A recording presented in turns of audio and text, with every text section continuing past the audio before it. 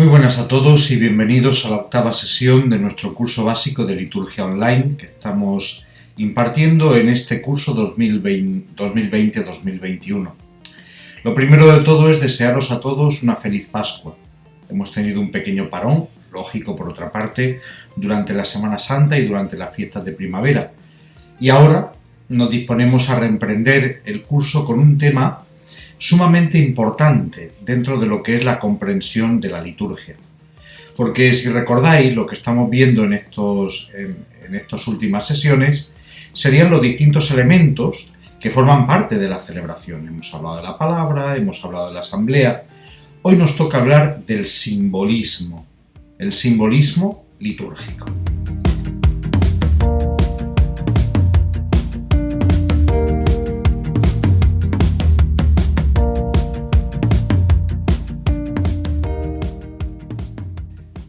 Comenzamos diciendo que la liturgia es un lenguaje, es un medio de comunicación. Y esto no nos debería sorprender, porque a lo largo de la historia, Dios ha querido entrar en contacto con el hombre, comunicarse con él, darse a conocer. En teología hablamos de la revelación. Dios ha querido revelarse, ha querido mostrarnos el amor que nos tiene. Ha querido comunicarse al ser humano a través de la revelación para que el hombre responda por medio de la fe.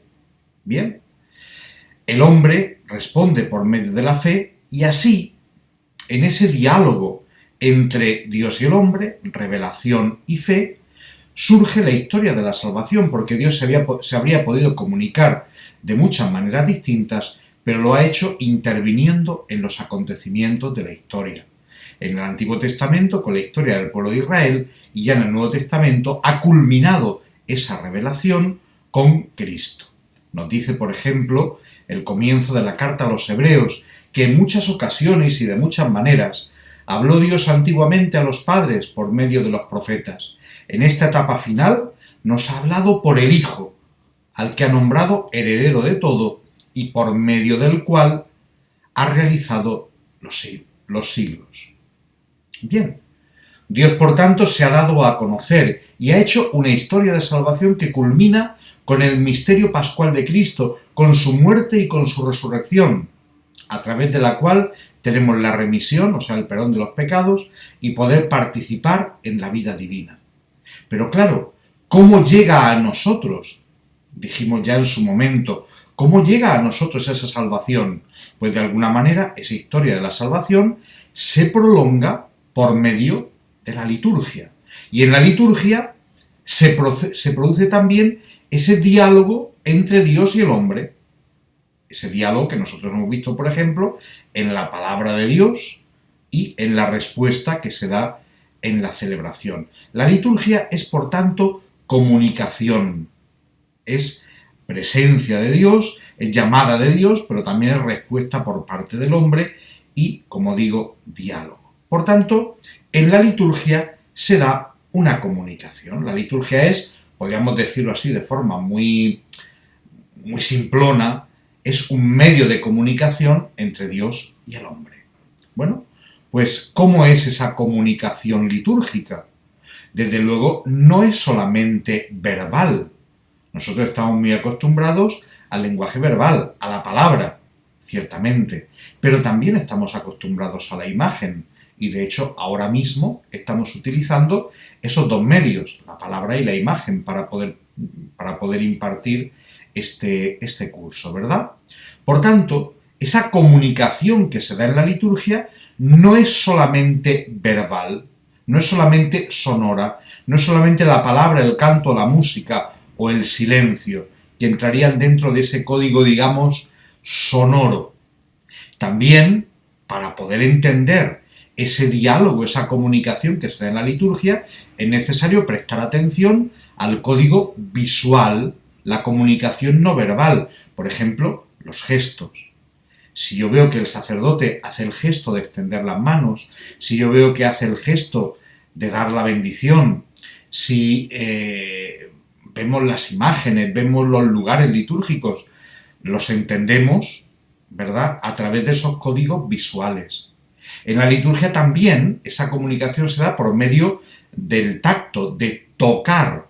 Hay algunos ritos y algunas posturas corporales, ¿verdad?, que están de alguna manera llamando al tacto, igual que al olfato. Pensemos en el incienso o el otro día en la misa crismal con el tema del perfume mezclado, del aceite, mejor dicho, mezclado con el perfume, que es el Santo Crisma. Es decir, la liturgia es un medio de comunicación muy complejo, que no solamente se limita a la palabra, sino que abarca prácticamente toda la capacidad sensitiva del hombre.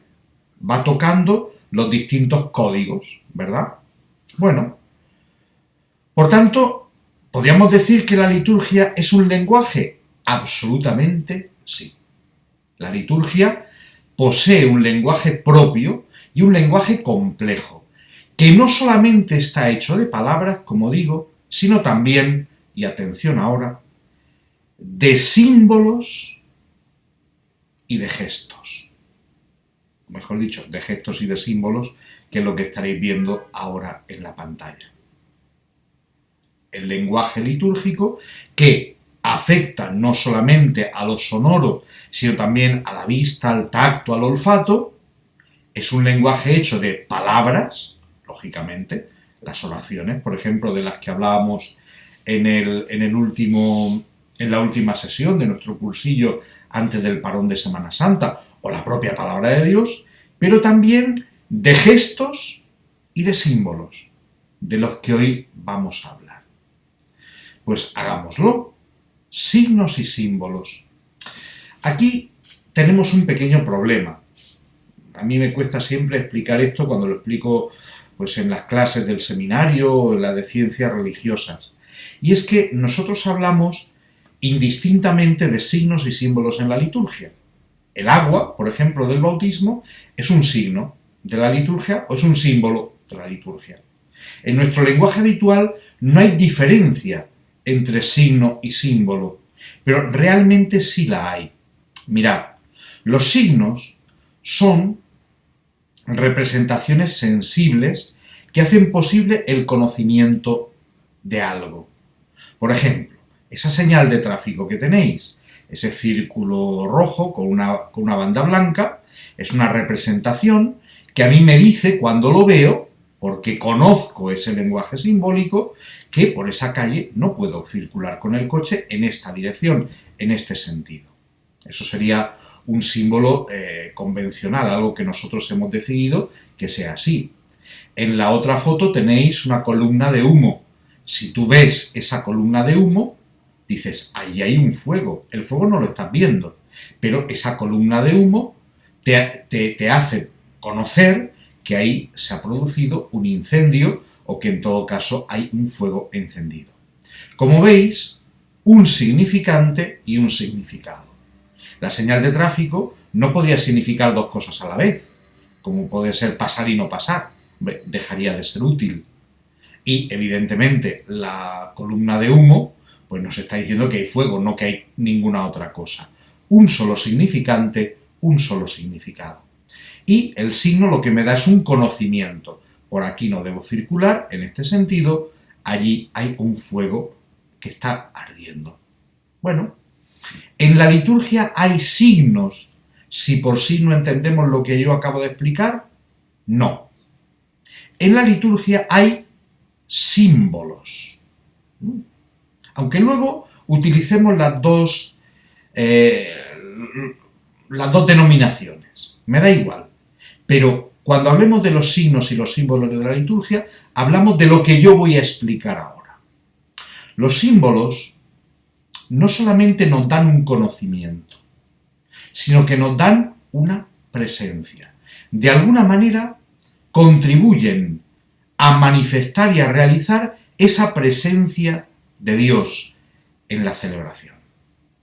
El agua del bautismo, la luz del cirio pascual, el perfume del crisma y, evidentísimamente, el pan y el vino de la Eucaristía, no solamente nos dan un conocimiento, No solamente es importante el significado, yo te puedo decir que el agua del bautismo, por ejemplo, significa muerte, porque por el bautismo morimos con Cristo, pero también significa vida, porque resucitamos con Él a una vida nueva, participamos de su misterio pascual, de su muerte y resurrección.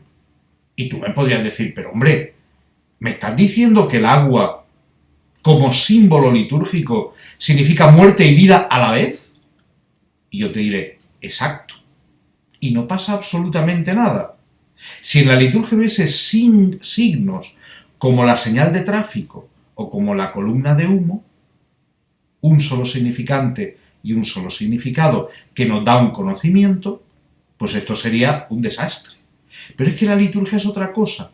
Los símbolos litúrgicos tienen una profundidad, tienen una multiplicidad de significados. Y lo importante no es el significado. Conocer los significados nos ayuda a participar en la celebración, porque entendemos esos símbolos.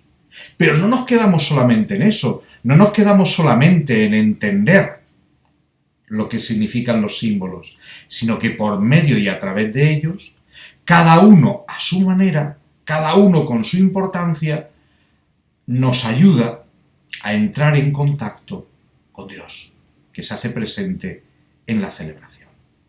No es solamente representar algo, sino traérmelo, hacerlo presente. Los signos, por tanto, no nos dan un conocimiento, que también, sobre todo, nos relacionan con algo superior, que es Dios. Y por medio de ellos pasamos de las cosas visibles, como puede ser el agua, la luz, el aceite, el pan, el vino, a la realidad invisible. Nos hacen participar en la celebración. En su momento, al hablar de la asamblea, yo os decía, la participación es externa, a través de signos, de símbolos, mejor dicho, para ser interna, para que realmente sea un encuentro con el Señor.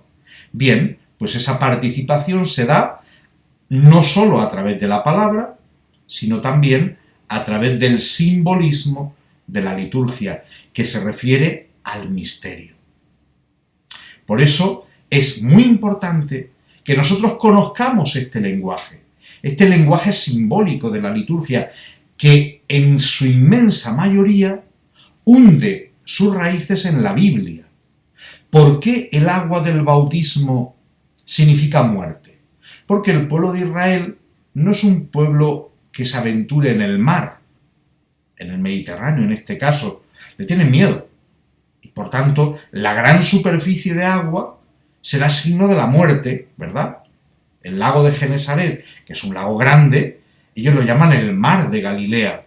Y viene una tormenta y se pasman los apóstoles, ¿verdad? Señor, sálvanos que perecemos. Y es un lago. Pues imagínate una tormenta en medio del mar. Le tienen mucho miedo. Por tanto, es natural que en la Biblia el agua estancada sea signo de la muerte. De ahí que Jesús camina sobre las aguas, camina por encima de la muerte. Pero, a su vez, la Tierra Santa, Palestina, Israel, es un desierto que está cruzado por un río, el Jordán, y a las dos orillas del río hay un vergel. Ya no hay desierto, hay una tierra fértil. Entonces, por el agua corriente, ¿verdad?, es el signo de la vida. ¿Veis?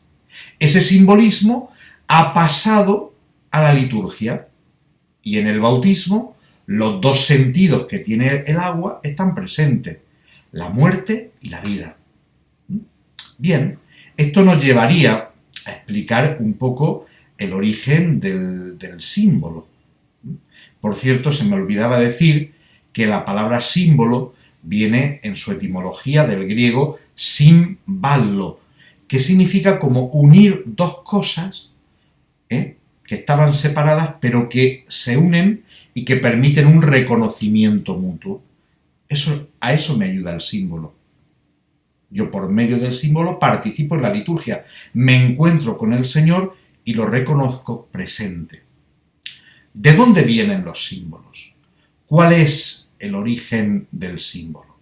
Pues muchos de ellos son elementos que tienen un origen natural, en la creación, ¿verdad? Pues, ¿qué digo yo? La luz, no sé, pues cualquier elemento de la creación. Luego, tienen también un origen cultural, como os decía, haciendo el ejemplo del agua en el pueblo de Israel. Pero sobre todo, tienen un origen bíblico. Si nosotros queremos realmente conocer ese simbolismo litúrgico, lo fundamental es que conozcamos la Biblia. Porque el universo simbólico de la liturgia es, ante todo, bíblico. Es verdad que serán elementos de la creación, es verdad que en su significado influye mucho la cultura donde han surgido, pero sobre todo tienen un origen bíblico. Muerte y vida, el agua que os decía. Pero claro, la plenitud de significado les viene de Cristo. Nosotros todos esos símbolos los interpretamos a la luz del misterio de Cristo. El agua, morir, muerte y vida. Morir con Cristo, nos dice San Pablo en el capítulo 6 de la carta a los Romanos, para resucitar con Él. Por tanto, todos estos símbolos de la liturgia, llamémoslos signos, llamémoslos símbolos, ya sabemos a lo que nos referimos, son signos de la fe. Ya digo, esto no es solamente un conocimiento racional, sino un encuentro con el Señor, que se da por medio de la fe. Los signos expresan la fe de la Iglesia, pero también la suponen y la exigen. Para poder participar en la celebración a través de los signos y los símbolos de la misma, pues es necesaria la fe de quienes los celebran. Y a la vez alimentan esa fe, la nutren. Podríais buscar, por ejemplo, los números 24 y 33 de Sacrosanctum Concilium y profundizar un poquito esto. Bien, cuando yo me encuentro con un signo, con un símbolo litúrgico, ese símbolo, o ese signo, ya digo, llamémoslo como queramos, tiene 4 dimensiones. En primer lugar, una dimensión rememorativa. El signo, el símbolo, me va a recordar los hechos y las palabras de Cristo. También los grandes acontecimientos del Antiguo Testamento que anunciaron y prepararon la plenitud de la salvación en Cristo. Es decir, todo signo, todo símbolo de la liturgia me va a remitir a la historia de la salvación, porque esa historia de la salvación se actualiza y se hace presente en la celebración. A la vez, todo símbolo litúrgico tiene una dimensión demostrativa, es decir, nos muestra, nos hace presentes esas realidades invisibles, la gracia de Dios, que viene de esa presencia del Señor en la celebración y que acogiéndola nos da la posibilidad de dar culto a Dios. También, en tercer lugar, el símbolo litúrgico tiene una dimensión prefigurativa, es decir, de alguna manera me está hablando de cuál es la esperanza cristiana que un día se manifestará al final de los tiempos y en la vida eterna. Nos está diciendo a dónde vamos. Y también el símbolo litúrgico tiene una dimensión moral, es decir, lo que celebro por medio de estos símbolos, por medio de estos gestos y también por medio de estas palabras de la celebración, tiene que ir a la vida, tiene que hacerse vida, ¿verdad? Para que no se quede solamente en la celebración, sino que mi vida sea un culto agradable a Dios. Bien, ¿cuántos símbolos litúrgicos hay? Creo que necesitaría varios vídeos, bastante más largos que este, para poder enumerarlos. Pero una clasificación sencilla sí la podemos hacer. Por ejemplo, yo dije en su momento, ¿cuál es el primer signo litúrgico que encontramos en la celebración? Y la respuesta era sencilla, la asamblea. La asamblea, las personas que nos reunimos para celebrar en nombre del Señor, somos ya ese primer signo de Cristo, donde 2 o más se reúnen en mi nombre, ahí estoy yo en medio de ellos, signo también de la Iglesia, que la manifiestan y la hacen presente. ¿Veis? No hay problema en que haya una multitud de significados, porque todos confluyen en Cristo.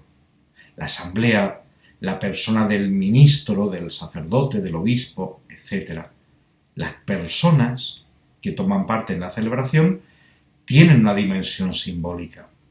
Luego, lógicamente, los signos más evidentes son los elementos naturales de la celebración: el agua, el pan, el vino, el aceite, la luz y la oscuridad, acordados de la vigilia pascual, el fuego, etc. Luego tenemos objetos que forman parte de la celebración y que no son solamente un atrezo, un adorno, no, la cruz, las imágenes, los candelabros, las velas, los libros, el leccionario, el evangeliario. ¿Por qué encendemos velas en el altar, encima del altar? Porque el fuego significa la presencia de Dios. Acordaos del Antiguo Testamento, el pueblo de Israel, en su marcha por el desierto, va siguiendo de día la columna de nube y de noche la columna de fuego. Esa columna de fuego nos está diciendo: aquí está el Señor. Cuando llegan al Sinaí, la cima del Sinaí está ardiendo, ¿verdad? Bueno, esa presencia de Dios, para que por eso las velas se encienden durante la celebración, etc. Por tanto, personas, objetos, pero también los tiempos, el día, la noche, las horas del día, el domingo, los distintos tiempos litúrgicos. Qué importante el otro día en la vigilia pascual el tema de la noche, y no pudimos empezar de noche por el tema del toque de queda, si recordáis, pero la vigilia pascual, uno de sus signos es que empieza y acaba de noche, precisamente para que el signo del fuego, que surge en medio de la oscuridad, como signo de Cristo resucitado, que ilumina la tiniebla del hombre, pues tenga mayor sentido. Y luego hay lugares, el propio edificio de la iglesia, esto hablaremos en una próxima sesión del cursillo. La iglesia, la nave de la iglesia donde está la asamblea, el altar, el ambón, la sede, todos esos lugares de la celebración no son solamente funcionales. No. La sede, la cátedra del obispo en la catedral, no es solamente un asiento, tiene un significado profundo, es un símbolo litúrgico. Bueno, pues esta clasificación es sencilla, podríamos complicarla mucho más y desde luego podríamos en cada uno de las categorías que os acabo de decir, personas, elementos naturales, objetos, tiempos, lugares, bueno, podríamos meter muchísimos ejemplos. Pero como no tenemos tiempo, seguimos adelante hablando de los gestos. Los gestos también forman parte, son un apartado concreto y peculiar de los símbolos de la liturgia, porque nosotros en la liturgia participamos no solamente con nuestra cabeza, con nuestra mente, sino con nuestro cuerpo. Y por tanto, la gestualidad, los distintos gestos que hacemos con parte del cuerpo, como las manos, o con todo el cuerpo, como caminar, estar sentado, estar de rodillas, también son unos elementos simbólicos. Es más, a veces el gesto va acompañado de un símbolo, muchas veces. Por ejemplo, bautizar. Bautizar es derramar agua sobre la cabeza del niño o sumergir directamente al niño en el agua. Tomar pan, partir el pan, dar a los discípulos. Todos esos son gestos. Podríamos decir que por medio del gesto el símbolo se pone en movimiento, se pone en marcha, ¿verdad? Bien, pues es esto. Por medio de los gestos nosotros participamos en la celebración con todo nuestro cuerpo que se pone a disposición de la propia celebración. Esto tiene sentido porque Cristo se ha encarnado, se ha hecho hombre, ¿verdad? Por tanto, los gestos y luego las acciones simbólicas, que es a lo que me refería antes cuando os decía o hablaba del símbolo en movimiento, ¿no? Los gestos serían los que hacemos con el cuerpo y las acciones simbólicas son los gestos en los que está implicado un símbolo. Por ejemplo, como os decía antes, tomar pan o sumergir en agua al niño. Son muy importantes para la participación litúrgica plena, como digo. De hecho, una de las cosas que a mí me dan pena en muchas asambleas es que los fieles no hacen los gestos a la misma vez. Por ejemplo, el gesto de ponerse en pie para la oración de las ofrendas y para la plegaria eucarística después del hora de hermanos. Pues hay gente que se pone de pie cuando el sacerdote dice hora de hermanos, gente que se pone de pie cuando dice el Señor esté con vosotros, gente que se pone en pie para cuando el sacerdote dice levantemos el corazón. Y esto muestra una asamblea que no está unida. Una asamblea donde cada uno va un poco a su aire. Y no, por cierto, hay que levantarse en el hora de hermanos, porque precisamente por lo que os voy a explicar ahora. Dentro de los gestos de los fieles están las posturas que implican a todo el cuerpo. Estar de pie, estar sentados, estar de rodillas, hacer la genuflexión, etc. Estar de pie es siempre un signo de oración. Cuando nosotros rezamos comunitariamente, estamos de pie, siempre. Cuando nosotros rezamos personalmente, por ejemplo, después de la comunión, estamos sentados. Cuando nosotros, por ejemplo, estamos adorando, haciendo una oración más intensa, estamos de rodillas, ¿verdad? Y así sucesivamente. Por eso, cuando se dice hora de hermanos, para que este sacrificio mío y vuestro, rápidamente nos ponemos en la actitud de orar todos juntos, que es ponernos en pie justo en ese momento. Bien, luego hay otros gestos, como por ejemplo hacer la señal de la cruz, gestos de los fieles, el saludo de la paz, que ahora lo tenemos al pobre tan olvidado, golpearse el pecho en el yo confieso, caminar, etc. Y gestos y acciones de los ministros, por ejemplo, extender las manos en forma de cruz, es un gesto propio del sacerdote cuando reza, porque reza haciendo presente a Cristo, ¿verdad? Eso es propio del sacerdote, no de los fieles. Bien, y luego hemos hablado de los gestos y de los símbolos, de esas acciones simbólicas por las que los símbolos actúan en la celebración. Nos faltaría hablar de los ritos. ¿Qué es el rito? Un rito es pues, un conjunto de símbolos, de gestos, de palabras que están reglados, es decir, tú vas al libro litúrgico y dices, bueno, el rito de entrada, y te describe cómo es la procesión de entrada, qué es lo que se hace al llegar al altar, si se inciensa en la misa solemne, si se besa al altar, etcétera, etcétera, etcétera. Eso es un rito, ¿verdad? Podríamos decir que los símbolos son los ladrillos del edificio, ¿verdad? Y luego el rito, pues sería el conjunto de cada una de las partes de la celebración. También a veces llamamos rito a toda la celebración en conjunto, el rito de la misa, pero sería quizá más correcto hablar pues, de cada una de esas partes de la celebración. Ambas cosas, lógicamente, son correctas. Por tanto, esas acciones rituales y simbólicas forman parte de los signos litúrgicos. Y por medio de ellas se revive y se actualiza el misterio salvífico que motiva la celebración. Os decía que los ritos puede ser cada una de las partes de la celebración o la celebración en su conjunto, entendida pues eso, como una sucesión de distintos símbolos, de gestos, de palabras, de acciones, etc. Y es importante, nosotros conocemos ese rito y conocemos en nuestra vida ritos que no son religiosos. Por ejemplo, yo suelo ponerle a mis alumnos dos ejemplos. Un cumpleaños. Pues un cumpleaños tú sabes que primero se come y luego se saca la tarta. Y con la tarta se sacan los regalos. No se hace de otra manera, ¿no? Lo tenemos de alguna manera estructurado. O por ejemplo, una victoria de un equipo deportivo.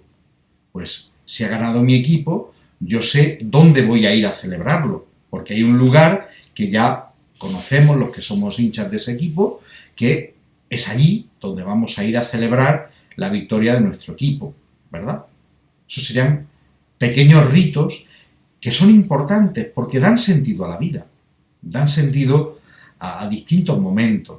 Los ritos religiosos, los ritos litúrgicos, el bautismo, el matrimonio, la unción, la Eucaristía, pues van marcando la vida del hombre en sus momentos más importantes y van haciendo presente a Dios en la vida del ser humano.